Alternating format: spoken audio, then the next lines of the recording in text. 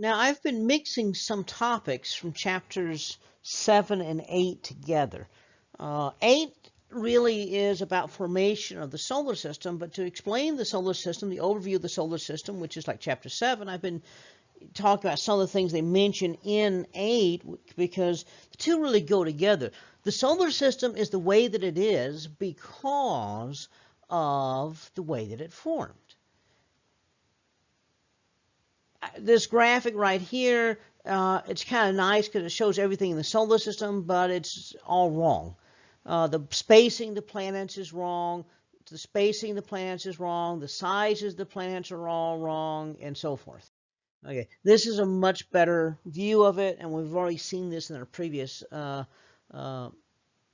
slides, from chapter 7, and that is that the inner planets are all very, very close together. Okay, and the outer planets out here are very, very far apart.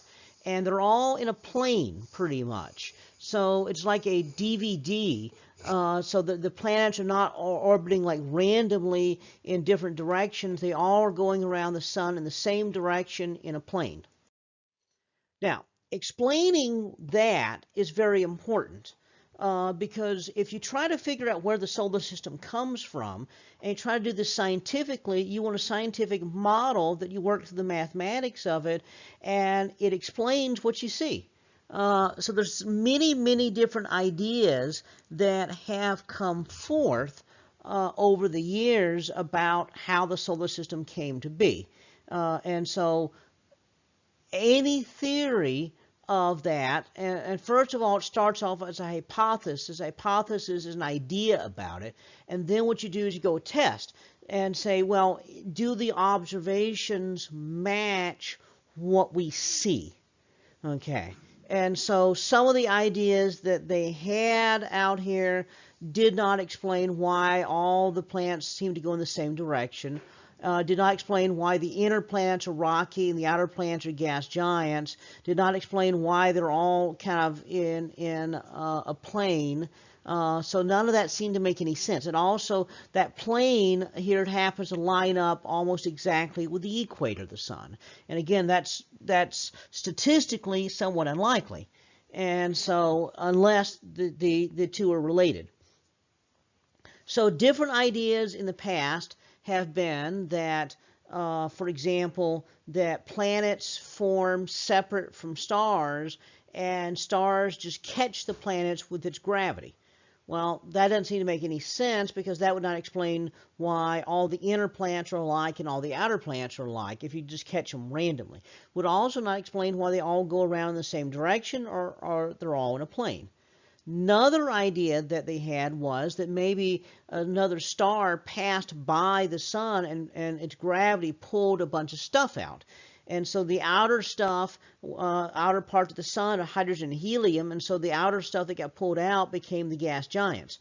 That does not explain at all where the small rocky terrestrial worlds come from, because the inner part of the sun is not rocky, and so that doesn't explain it. It also would not explain why the orbits of them all line up over the equator of the sun. So those ideas had been floated, but they did not stand the test of the very first look at observations of the solar system. And so the question is, well, what else could be doing this? And we need to explain, a variety of things here. Again, why are the inner planets the way they are and the outer planets the way they are, and why are the inner ones inner and the outer ones outer? Okay, so the orientation, spacing, why are the outer ones far apart and the inner ones in close, and how do the planets have all this angular momentum compared to the sun? Okay, so the tidal hypothesis, one of these ideas they came up with, material pulled out from the sun. Does this idea, in multiple different ways does not work? It does not explain what we see. The other idea was that the sun just captured planets randomly. That also does not explain what we see. Okay. So the only other idea that was really a major concept was the nebular hypothesis. And that idea was that a big cloud of gas, mostly hydrogen and helium, in space collapses to form a star. Now, mathematically, what happens is that as this big cloud is falling together, okay, any slight tug on it from some other star, and there's lots of stars in the universe, would cause one side to be slow pulling in compared to the other. That would tend to make the thing rotate. If it rotates, then as it gets smaller and smaller, it's going to spin faster and faster, and centrifugal force is going to flatten it out over the equator. And so what you'll do is, what will happen is, mathematically, you'll get this disk that surrounds the young star, and that'd be lined up with the equator. If that disk clumps up, it would form a bunch of planets orbiting in the same direction over the equator of the star. Well, that seems to match kind of what we see with the solar system. Now, there's a couple things more that need to be added to that, but it started to work. And so then they started realizing that the inner planets, when they do the math, the inner planets turn out to be rocky and the outer planets turn out to be gaseous. It actually does a very good job of explaining the solar system. So since it survived so many tests, it's elevated from a hypothesis to a theory. And so, but it starts off, originally a fellow by Swedenborg comes up with the idea that a cloud of gas can swirl together to make stars, and maybe planets too. His idea was a very rudimentary hypothesis, but it wasn't a particularly scientific one. It was just kind of an idea. It was more of a philosophical idea. Immanuel Kant, philosopher famous for studies of the philosophy of science, also was a scientist himself, and he came up with the mathematical or scientific description of this. The real deep mathematics came towards the end of the 18th century by Pierre Laplace. And Laplace worked out the details mathematically that shows what. Okay, so the basic idea of the nebular collapse is you get a big cloud of interstellar gas. Gravity pulls inwards on it. Even gas has gravity. Everything has gravity. If it has mass, it has gravity. So gravity pulls itself together, and it's going to clump up to make these young stars. Okay, now these clouds of gas are mostly hydrogen and helium, but they have a little bit of other stuff in there that we call interstellar dust. The interstellar dust is actually stuff that's produced by very old stars as they die. Stars are mostly hydrogen and helium, but as they age, nuclear reactions inside there produce carbon and oxygen and nitrogen and silicon and sulfur and magnesium and iron. That's the stuff that we see that makes up the planets. And so this dust contains all this other stuff that's necessary for making up planets. Okay, and so as the nebula collapses to form the young star in the middle, all the stuff is swirling around. As it swirls around, centrifugal force flattens it out into a disk.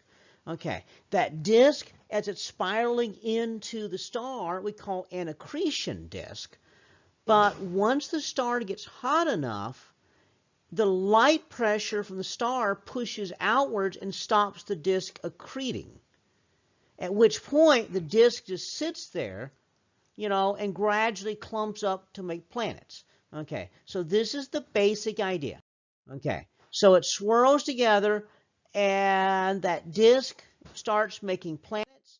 Okay, so this would explain several things. It would explain why the planets all go around the same direction the sun rotates. It also explains why they all seem to line up over the equator of the sun.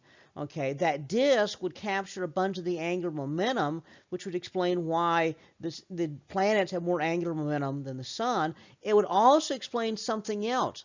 The capture hypothesis suggests the sun just grabbed planets from deep space somewhere, and yet we have evidence that indicates the planets are probably very similar in age to the sun.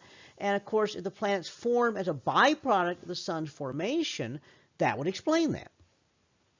Okay, So this idea seems to hold. And when we look out in space, we actually see evidence of this in the process of happening. The Orion Nebula in the constellation Orion, this nebula that's down in the sword of Orion, is one place where a lot of stars are in the process of forming. And the Hubble telescope, when it looks into there, it sees these brand new little stars with these little disks. Those disks are very similar in size to our own solar system. And those disks are believed to be places where stars are in the process of forming. So these disks, we give the name Proplyd to. So the Proplyds are these disks surrounding these young stars. Okay, protoplanetary disk would seem to make more sense, and some astronomers try to start calling that at the very beginning. But protoplanetary was a term that was used for something else, and so rather than have confusion with two terms that meant different things that sounded almost the same, they decided to call these disks that are going to create planets Proplyds.